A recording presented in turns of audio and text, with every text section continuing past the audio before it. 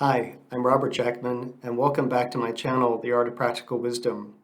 Today I want to talk with you about a wounded response that many of us learned in childhood, and that was how to push down our emotions, to push through an experience.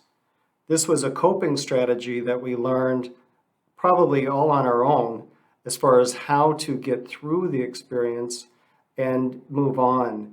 But what we were teaching ourselves to do was really how to ignore our emotions, how we were feeling, and we learned how to just intellectually think through things so we could figure out a problem, figure out how to stay safe, how to avoid conflict, how to avoid being abused or hurt. And we just learned how to sort of push that down, push that emotion down, and push through the experience to get through it, to survive the experience.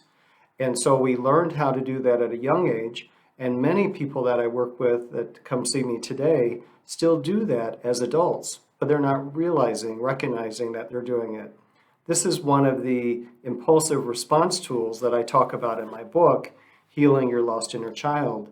And in fact, in chapter 1, I have 89 different impulsive response tools or wounded tools that I'm asking the reader to identify to help point out how their wounding is showing up in their adult life. So what I say is we all come about these impulsive response tools very honestly, meaning that as children, we were picking up what was going on in our childhood family, and we were saying, okay, how can I survive this emotionally? How can I make this better? How can I help myself feel safe? So that's why in doing inner child work, what I really encourage you to do is to have a lot of compassion for your younger self, because your younger self was doing everything he or she could to really make this experience, as far as being a child in that household, the most effective they could, as well as emotionally survive that experience. So just do some internal evaluation and see how you might still be doing today, where you're pushing down an emotion or emotions so you can just get through the experience, because that's a wounded response that you've carried into adulthood. It served you in your family of origin. It may not be serving you today.